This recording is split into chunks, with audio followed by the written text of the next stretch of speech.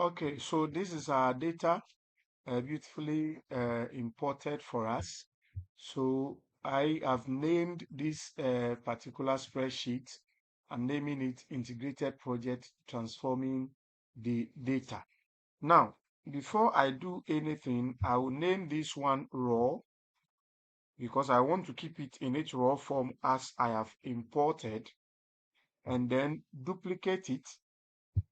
I would like to duplicate this data or this imported spread sheet or file. Now that is done. Now I want to rename this my work so that whatever mistakes I make in this particular sheet, it doesn't affect the other the raw sheet. So I can always go back to it and then look at what the raw data set is like. Okay, so here we go back to our slides to take instructions from it, and then we proceed. So our slides here, we come to this part of it. It says we should freeze the first row, and then we sort the whole data set by our name and year columns. That is the column A and B. And why are they asking us to freeze the row before we do that? Let's get into it to find out what exactly could be the problem. Okay, so let's attempt trying to sort it without following the instruction and see what it is. Now, first, let's select all our data that we have here. Go to data and then come down to sort range. Under sort range, you have advanced range sorting options. Now we have our A, which contains the name. Let's add the B that contains the year. That is also done. Now let's go and sort it. Here we are. Now you can see that the header is missing.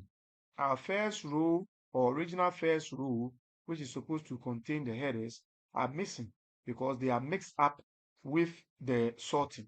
So it means that, yes, we needed to freeze it first. So I will undo, and then I will now choose my first row. I go to view and I go to freeze, and then I will freeze up to the first row or first row.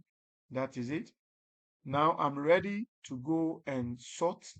So I select my data, everything here, and then I go to data, I go to sort range, I go to advanced range sorting option. Then I will add my B column to the A, and then I will sort it. Beautiful. So you can see in this case, we have our heading perfectly stable over there, whilst the rest of the data is sorted according to the alphabetical order A to Z as instructed. Now, let's go back quickly and see what we have been asked to do again.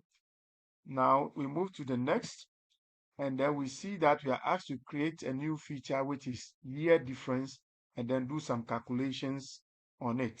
So first, let's go and create it, and then we come and follow the instructions that we are given so that we don't mix any details. Now, so we come here. Normally, because we are going to work with these two columns, I would like to freeze it. It's my personal decision so that it doesn't move.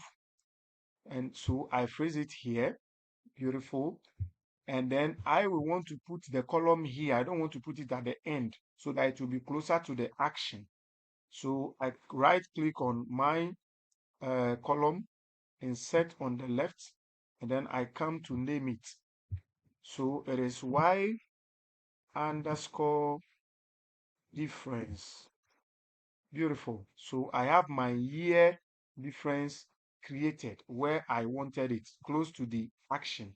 So we end here. In the next video, I continue, and then we do the calculation that we are supposed to do. Thank you.